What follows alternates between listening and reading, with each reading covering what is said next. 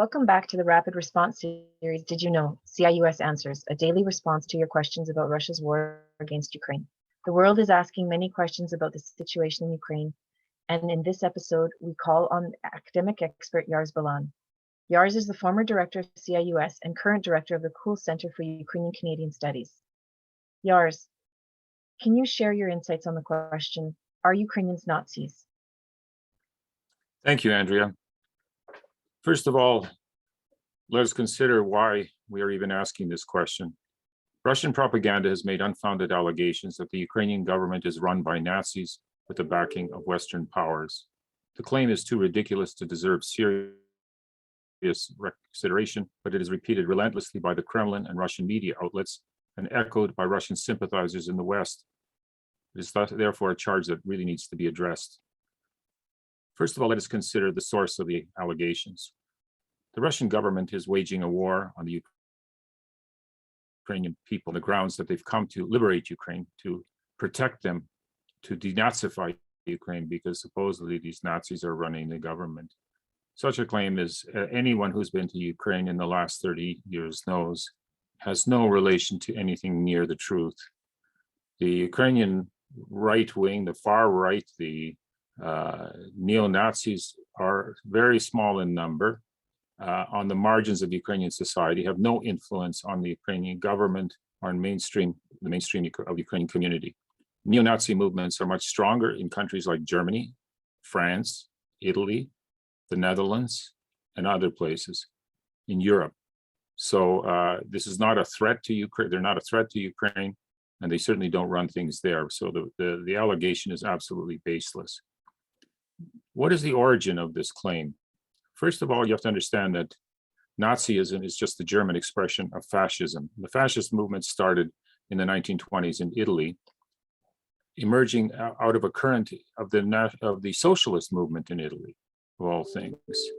And the Italian fascism was really the dominant form of fascism throughout the 1920s and into the 1930s until Hitler came to power in Germany under with his National Socialist Party, the Nazis. And in Italy, the fascist movement had a different character than it did in Germany. In Germany, it became much more aggressive, much more racist. And this is all just by way of background. Now, the Bolsheviks, the Soviets, began calling Ukrainians fascists as far back as the 1920s. The Ukrainian independent states that were created, the independent governments that were established first under the Central Rada and then under the Directory led by Simon Petlura, were established in 1918, 1920, and resisted the Bolshevik invasion of Ukraine. Red armies had to be brought in from outside of Ukraine to conquer Ukraine, much like what is happening today, because Ukrainians had chosen basically to support an independent government. The Bolsheviks, after their victory, needed to discredit these governments, and so they applied the term fascists to them. It had no bearing to reality. Most of the leading figures in the Central Rada and in the Directory were either socialists or social democrats, far from fascism. Now, what happened next is that in the late 1920s, an organization was established in 1929 called the Organization of Ukrainian Nationalists, an underground organization dedicated to struggling for Ukraine's independence through military means. They're mostly formed by veterans. Some of their intellectuals who were involved with this movement were under the influence of Italian fascism. They took some of their ideas from Italian fascism. But as I said, Italian fascism was really quite different in many ways from the fascism of Nazi Germany.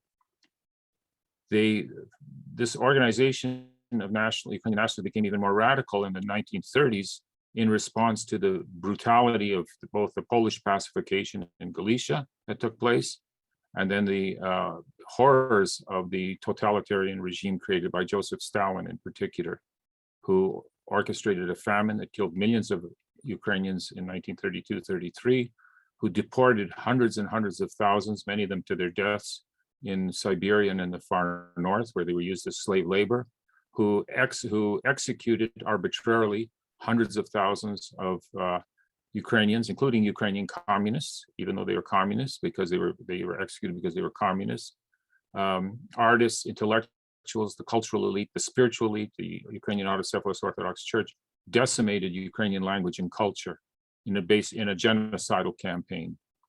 And this served to further radicalize the nationalist movement, who said that they have to be as ruthless, they have to be ruthless like the Russians are in their treatment of Ukraine. They have to be ruthless in their defense of Ukraine. So many of these Ukrainian nationalists looked to Nazi Germany as the only country in the world that was building an army and was motivated to attack the Soviet Union because they were anti-communist. And they hoped that the Germans would do this, but they were under no illusions because they all read Mein Kampf. They knew what the Nazis were all about. The Nazis regarded Slavs, all Slavs, as subhuman. And they saw them, they were interested in conquering Ukrainian lands so that they could use the resources of Ukraine to fuel the German war industries, including the humans. They deported about 2 million Ukrainians to work as slave laborers in German factories and farms and industry during the war. They treated Ukrainians abysmally bad. I mean, something like 8 million Ukrainians died in the Second World War in Ukraine. 8 million citizens or inhabitants of Ukraine. 1.2 to 1.6 million of these were Jews who were killed in the Holocaust. Something like 5 to 6 million were civilians. This includes the victims of the Holocaust, but also about 2 to 2.5 million who were members of who died in fighting on the front. So the Ukrainian losses were horrific, and the legacy of Nazism in Ukraine is a poisoned legacy. Nevertheless, these Ukrainians who ended up joining in 1941 or 43 a unit created by the Germans as the Eastern Front was collapsing and their hold on Ukraine was threatened.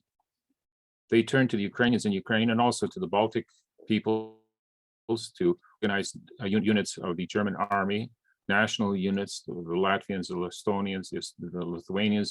There were other similar units created in Holland and France. People donned the German uniform to fight Bolshevism, basically in Eastern Europe. And so a division was created, a Waffen-SS division. This is a division that had nothing to do with guarding camps. This was a military formation used at the front. And 42,000 men enlisted. They only took 26,000 actually joined in the ranks of this. They're trained by the Germans, equipped by the Germans, and then deployed on the front, on the Eastern Front in 1944, where superior Soviet forces overwhelmed them and they were decimated.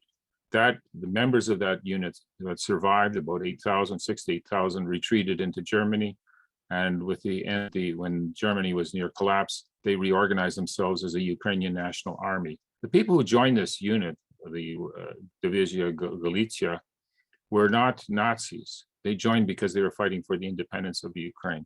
And another group, some Ukrainian nationalists opposed this strategy, said it's a mistake. We shouldn't be, the Germans are in a bad situation. Why do you want to do this? Well, the Ukrainians who believed in it answered that just as in the First World War, a Ukrainian unit that the Austrians allowed to be formed in their army served as the nucleus of an army that fought for independent Ukraine, the same could happen in this case here.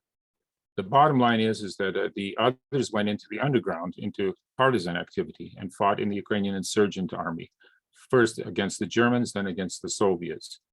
And the Soviet propaganda, though, portrayed these Ukrainians who fought for the freedom of Ukraine as fascists, as Nazis. And this is something that their propaganda kept pounding away at, and it was echoed by sympathizers of the Soviet Union and anti-Americans and all kinds of fringe political people here in the West in support of it. And so the whole goal was to attach this label to discredit the Ukrainian national movement. And the Soviet propaganda right now is playing on this by referring to these people as Nazis. Finally, I would just say just how absurd this claim is. I mean, the president of Ukraine is Jewish. There are many Jewish members of parliament. The Jewish community has rallied to the support of Ukraine. And I'll just close with a quote from the head rabbi of Kyiv in Ukraine. He recently said in a CNN interview The Nazi who should be denazified is one man, and his name is Vladimir Putin. He's killing those people he said he wanted to protect. That basically sums it up. So are Ukrainians Nazis? Absolutely not.